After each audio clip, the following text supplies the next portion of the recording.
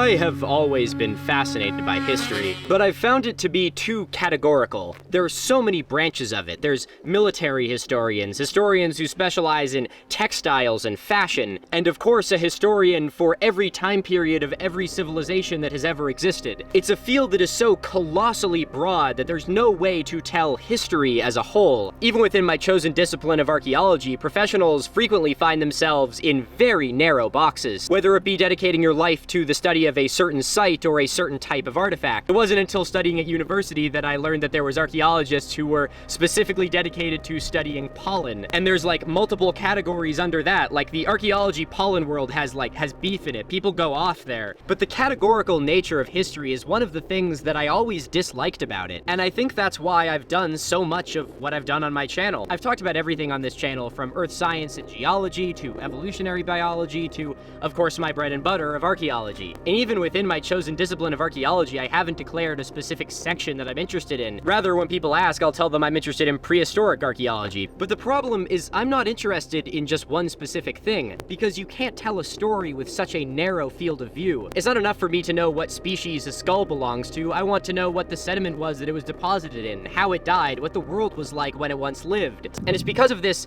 broad brushstroke fascination with our planet that I have that I was inspired to undertake this colossal project. I want to explore the whispering windows of an abandoned ghost town and learn about what happened there, to tell the story of not only those who once lived there, but the very reason that there was gold, silver, and copper in those hills in the first place. To look at not just the town, but to understand its true history in the place of the world, how ancient geologic forces prompted the gold rush in the late 1800s. I want to explore the crumbling walls of ancient pueblos in order to understand the stories of the ancestral indigenous people who once lived there, to hold an ancient potsherd in my hand and know that it was made nearly 1,000 years ago from clay that was deposited in a sea nearly 50 million years earlier. I don't want to tell the story of America. I want to tell the story of the land itself, about those who have occupied it, about the forces that it took to shape it, and about the myriad of people who have and do call it home. I don't just want to understand the surface of this beautiful continent. I want to take it deeper, because just beneath our feet is a tangled web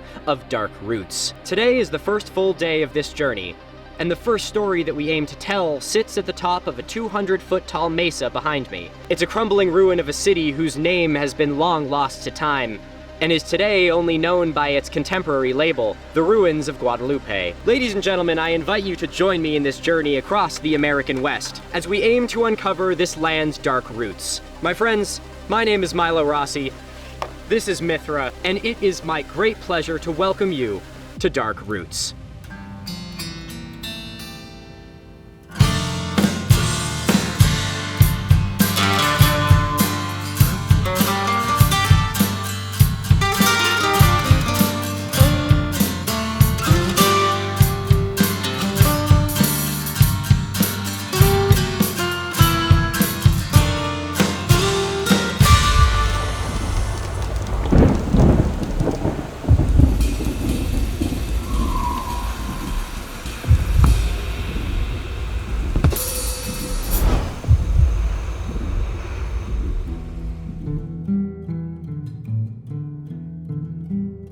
There was a bridge here, apparently, at one point, and it probably went up to that.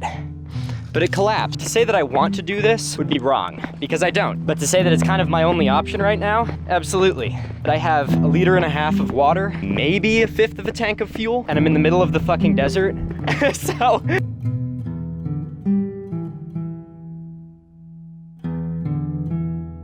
All right, well, I guess we're christening the new studio. Better make it good, Milo. There are countless Pueblo ruins in the American Southwest. Many of them have been converted into national parks and national monuments and are places that thousands, if not millions, of visitors will see each year. But ever since I stumbled upon the Guadalupe ruins, they have always stood out to me. Not so much because of the significance of them, but more the insignificance. Despite being an unbelievable archaeological site, the ruins of Guadalupe really have only earned a footnote in modern archaeology, with only one archaeological dig taking place at the site to date. And it is because of this lack of information that I decided I needed to go see these enigmatic ruins myself. And so I decided to make it the first stop on my Dark Roots motorcycle tour, which seemed like a great idea at the time, until I realized as I was doing it that it was the most challenging site to reach on the entire trip.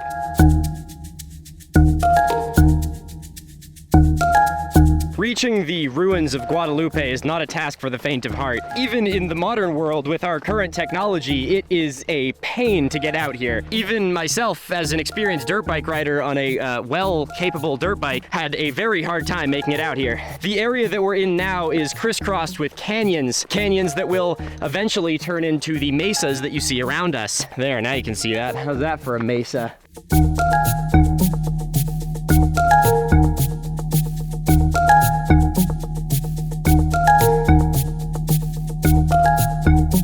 The road that one needs to take in order to get here today is completely impassable in the rain, the spalled surfaces of this mudstone becoming a thin, slippery clay. And once you get here, the path is no easier. The path to the Guadalupe ruins is a thin trail that runs up the side of the mesa. It is, in all likelihood, the only way that the ancestral Puebloan people would have been able to reach this site. And to make matters even more difficult for a coast dweller like myself, we are situated at almost 8,000 feet above sea level right now. So despite the views around me not really seeming like an alpine environment, the air up here is very thin.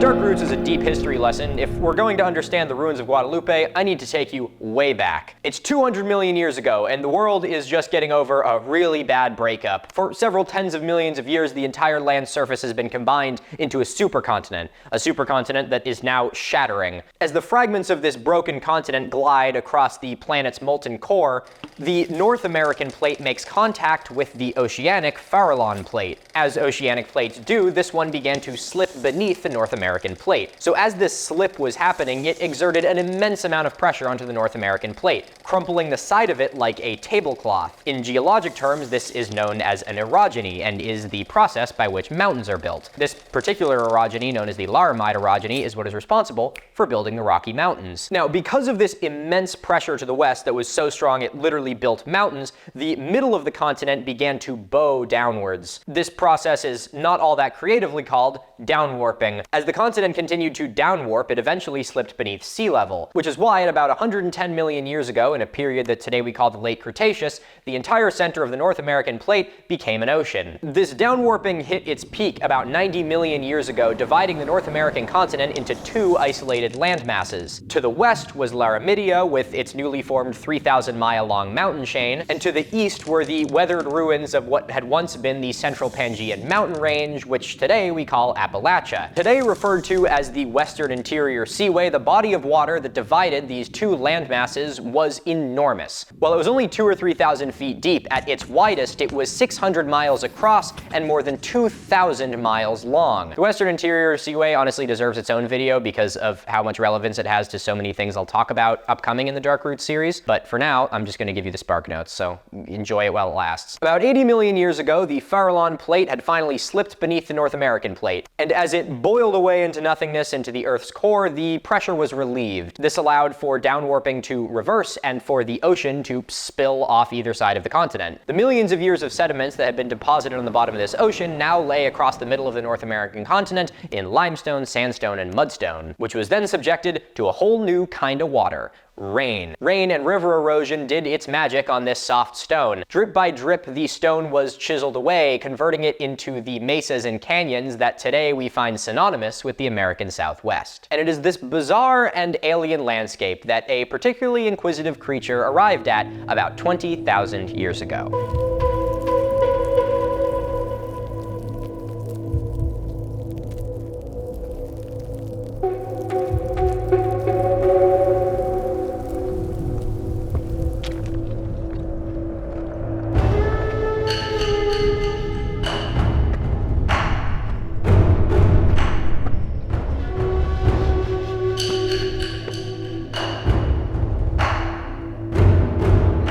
Once at the top of the mesa, you are met with nothing short of a spectacular view, and one that is rather intimidating. Behind me is a 200-foot sheer drop directly to the bottom. But despite how formidable this environment is, just up the road to my left is the remains of a civilization who once called this place home. While today the walls that I walk amongst are silent, nearly 1,000 years ago they would have been bustling with life. The Guadalupe ruins are attributed to the Chacoan civilization.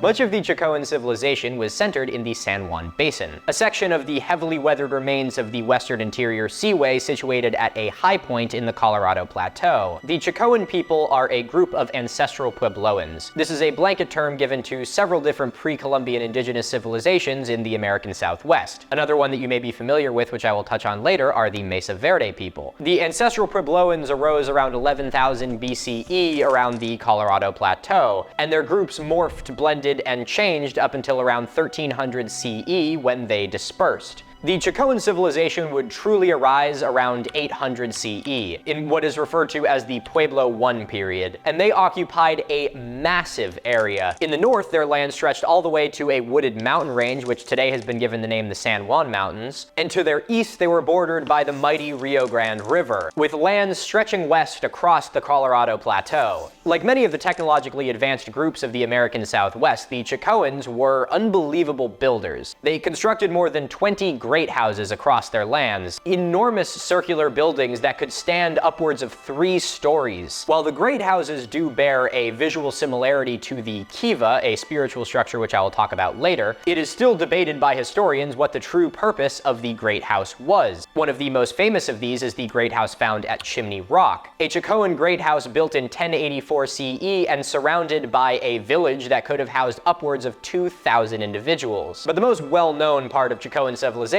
is Chaco Canyon, a location that could kind of be viewed as the capital of the Chacoan Empire, and the site after which the group has been named. Like many indigenous groups that no longer have a representing community, we don't know what they called themselves. We have no idea what Chaco Canyon was really called, we don't know what they referred to themselves as, and we have no idea what the true name of the Guadalupe ruins actually was. Chaco Canyon consists of multiple settlements in a 10-mile swath of canyon floor. They vary in size quite a bit, but the population density is greater than in any other part of the Chacoan world, with the densest part of Chaco Canyon being Pueblo Bonita, a D-shaped settlement consisting of more than 700 homes, making it one of the largest pre-Columbian settlements in the American Southwest. However, the Chaco culture did not remain confined to Chaco Canyon, as archaeologists have found evidence of a multitude of Chacoan outliers in the surrounding landscape, and it is in just one of these outliers that we sit today.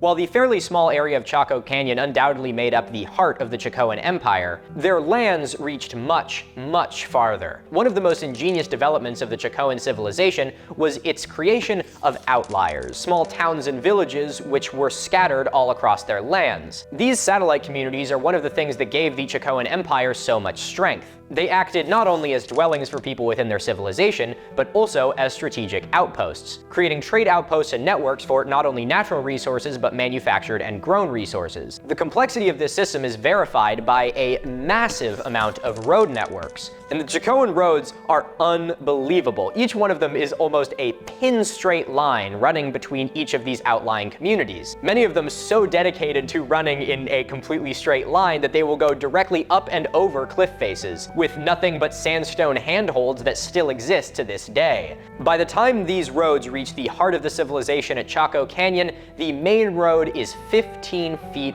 wide. Now I'm sure you can see the strength that this road system would have given the Chacoan people, because it allowed them to shuttle resources from the outskirts of their empire to their population-dense core. The most obvious example of this is wood. With Chaco Canyon being located in a dry Colorado Plateau wash, they didn't have a lot of wood available. And yet Chaco Canyon alone has more than 200,000 beams made of both pinyon and ponderosa pine. And this resource is all thanks to the Chacoan outliers in what we today call the San Juan Mountains. And yes, you do understand that correctly. All of this lumber at Chaco Canyon is thanks to the Chacoan outliers in the San Juan Mountains, which illustrates how the Chacoan people used their ingenuity and their road system to transport hundreds of thousands of trees to the heart of their empire. The Guadalupe ruins were excavated in the mid-1970s by Lonnie Pippin, and it was during this excavation that its status as a Chacoan outlier was confirmed. But the excavation done by Pippin and the rest of the team exposed a massive city on top of this tiny mesa. To the best of my knowledge, the only archaeological excavation ever done at Guadalupe was done between 1972 and 1975. It was conducted by Lonnie Pippin as part of the Rio Puerco Valley Archaeological Survey, and was done as part of a broader reaching project by Eastern New Mexico University. Now, just because not a lot of archaeological work has gone into the Guadalupe ruins does not mean that it is not a fascinating site. Research done at the ruins proved that it was built around the same time as the great houses at Chaco Canyon, illustrating the boom of the Chacoan Golden Age, which saw a boom not only in the population-dense core, but also in their outlying communities. That being said, this particular village wasn't all that much different than other villages found in the surrounding areas. That meaning they didn't have a wildly different material culture or belief system. However, it is the construction of the Guadalupe settlement that I find to be so interesting, because it is situated at the top of a 200-foot tall slot mesa, a thin band of sandstone with a 200-foot sheer drop on one side. The only way to get to it is up a thin path that winds to the top, one which I can only presume has persisted since the Chacoan people lived there and was the only way that they were able to reach their community. This gave the settlement an unbelievable view of the Rio Puerco Valley, and a highly defensible position just in case. Despite how perilous its position is, the pueblo at the top of the mesa is an unbelievable feat of engineering. The pueblo, or town, consists of 39 rectangular rooms, as well as 7 subterranean kivas, religious and ceremonial structures that are still found sacred to many indigenous groups in the American Southwest today, one of which can be seen on my right here. Today, many of these rooms have been reburied. As the stones out of which they were constructed are the same material as the mesas around them, they are prone to erosion. And so by covering them, archaeologists can preserve the site further until better archaeological techniques are developed in the future. However, the site is also home to 2 examples of conservation archaeology, an archaeological discipline where sites are maintained in their current status rather than being restored. The 2 kivas, which are still excavated and open to the public today, are both covered with this corrugated metal roof, helping protect them from the elements for future generations to enjoy and learn from.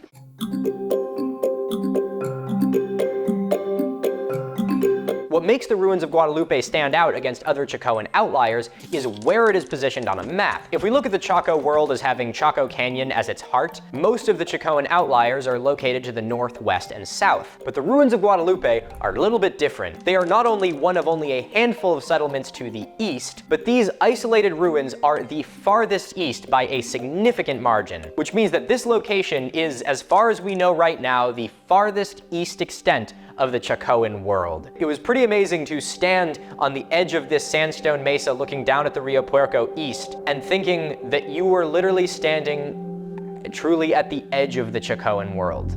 Giving me goosebumps right now, also probably because it's like 48 degrees in here. What is interesting is that after the Chacoan civilization dispersed and the Guadalupe ruins were abandoned, the ruins were then re-inhabited a couple hundred years later. This reoccupation in around the 13th century was done by none other than the Mesa Verde people, who showed up, found some half-completed buildings, and instead of destroying them and building their own, they just sort of added their own architectural flourishes to them and just took up shop.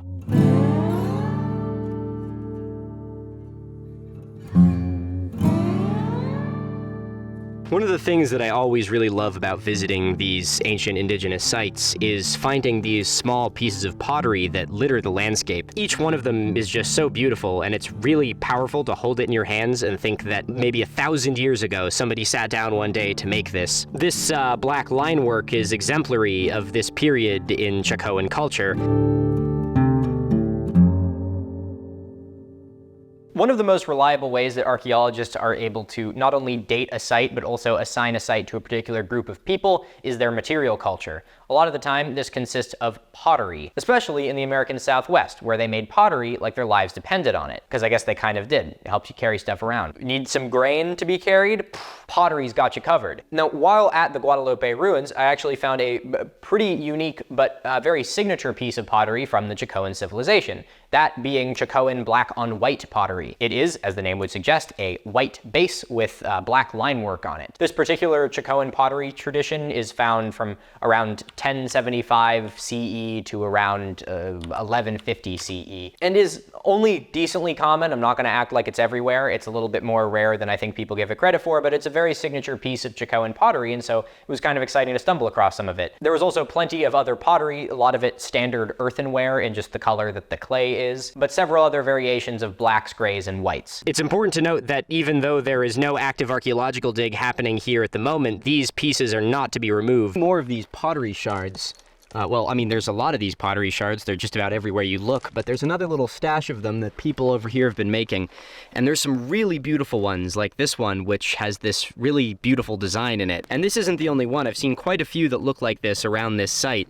Here is another one, this one with a little bit of a darker pattern. And of course, we get a bit more of this white, gray, and black designed pottery. This one here appears to be part of a rim with a little black line on it. And that one has a very small black line on the corner. That's so cool.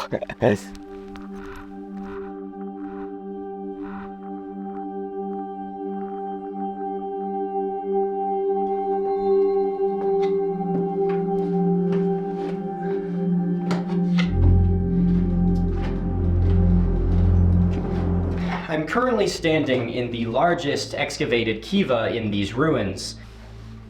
Now, a kiva is a sacred space, and so I already feel a little bit weird filming in here and go so far as to say it's just being here. And so I want to try and treat this place with the reverence of me trying to be here to teach about it and not try and sensationalize it. For many indigenous groups currently residing in the southwestern United States, the kiva is still a sacred structure. The Hopi, Zuni, Pueblo, and countless more have the kiva as a foundational part of their spiritual belief system. And so it's important to remember as we sit here that even though the people who built this one are long gone, this is still a site that is recognized by an active and very much living culture. Possibly the most signature construction of the ancestral Puebloan people is the kiva. Now, I'm not going to act like it's just the ancestral Puebloans that have a significance with this, because it's a structure that still has a very strong spiritual significance for many indigenous American groups. And now, while I'm not a representative of those communities, I will do my best to try and explain the significance of them, and I am more than happy to have anyone fill me in on the places that I'm lacking in the comments. So check there to get a little bit of a broader understanding. A kiva is a semi-subterranean circular structure. It was and is used as a meeting place and a place for ceremony. So a kiva is round and has a domed roof when they're intact. The ones at Guadalupe have long since collapsed. A lot of the times these are made out of wood, and therefore they don't last for, hundreds of years. A kiva is a structure that bears a special spiritual significance, not only because of the ceremonies that would have been held here, but because of its construction itself. Many indigenous people in North America have kept their cultures alive for thousands of years through oral tradition. And it is from this oral tradition that we hear the story of the way that the first ancestral Puebloan people came to this earth. In the center of this domed roof is a circular hold called the sipapu. The sipapu represents part of the creation myth. In many ancestral Puebloan creation stories, it's believed that humanity was brought from the underworld onto the surface of the earth through a sipapu, through one of these holes. And so having this at the center of the kiva is not only great ventilation for the fire they had burning in the middle, but is also a representation of that creation myth. From this point, oral tradition postulates a multitude of migrations, as groups of people went from place to place, led by great leaders and spirits. And what's so amazing about these stories is that there is still a modern living oral record of the collapse and dispersal of the Chakoan civilization, with stories and legends claiming that the most recent great migration that brought all of the people to where they are now happened just around 1,000 years ago. There are some sources that suggest that it was through this hole that people would enter and exit the structure during ceremony. Whether or not that is true, I'm sure is up for debate. There are probably some people that did do it, some people that didn't do it, but I thought that was kind of an interesting piece of symbolism. This is one of several kivas that I came across on Dark Roots. There's one that I come to a couple days later, a couple episodes from now, that is completely uncovered, and so you can see the entire thing in the ground, and it's pretty amazing. Another nice little detail that the kivas at Guadalupe had is the wall niches. Their purpose purpose is not entirely known, but some of them have been found to have paintings on the inside of them. Whether they were used for offerings or if they were just decorative, nobody is entirely sure. The architecture of this place cannot be understated. It is really spectacular to see the way that these buildings were constructed. I wanted to show this one in particular. There's a couple of these around the Kiva that are just these small little holes in the wall. I like this one in particular because it has a stone that is the exact right height in order to support the one above it. It's kind of amazing to touch these stones and think that they were laid by someone who once called this place home almost 1,000 years ago.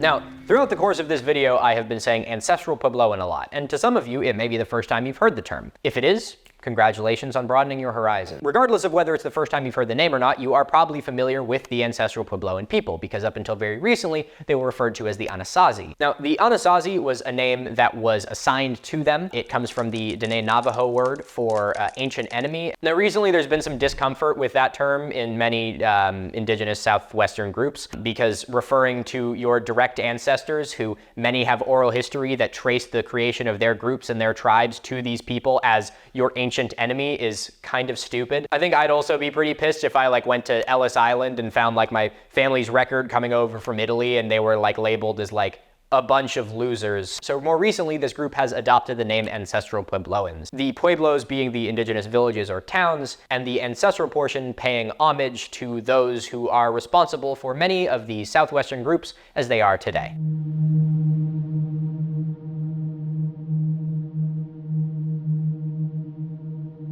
The second Kiva is in a spectacular state of preservation. These walls are just enormous, and I can only imagine how big this place would have been when it was fully constructed, with easily enough room for multiple people to stand in here without hitting their heads on the ceiling, or having to crowd together and all stick their heads through the hole in them. There's also some interesting infill over here, with these circular and coarse volcanic rocks worked into the more tile or brick-like pieces of sandstone. Oh, and there's some more really beautiful pottery over here. Man, this place is great.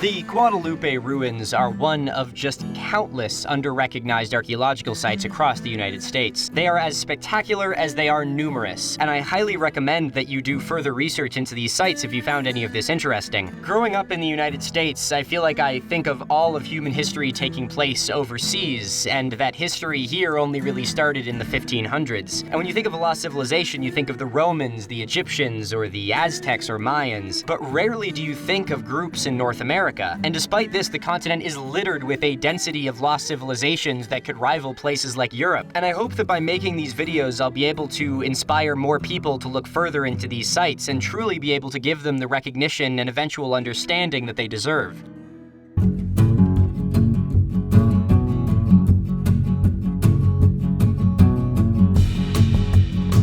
The Guadalupe ruins are just the first of countless sites that I plan on visiting, in an effort to tell a type of history that is so often neglected, the history of a place. I take it if you're watching this video, you have probably already seen my announcement, but I am on the first day of a journey across the American West. Along this journey, I will be telling the story of archaeological sites, ghost towns, and abandoned mines, as well as geologic sites, natural features, and other oddities. All of this in an effort to tell the story of a place. The entire journey is off the back of my beautiful DR650, Mithra. Everyone say hi, Mithra. Throughout this journey, I am going to be doing pretty much back roads and camping the entire way, and truly trying to immerse myself in all the sites that I talk about. If you'd like to follow along this adventure and see how Mithra and I are doing, you can follow my second channel. Link to that is in the description. I'll be posting some travel documentation there. How am I in the middle of nowhere and there's still a plane messing up my audio? There was attack helicopters doing a training run over there last night. It was kind of wild. Anyway, I'd like to thank you all very much for watching, and I'd like to extend an enormous thank you to the colossal amount of people that it took to make this project happen. A special thank you, of course, to my incredible team for helping divvy up the workload with me enough to allow me to go out and do this. And of course, to the wonderful people at Vanson Leathers for helping me design this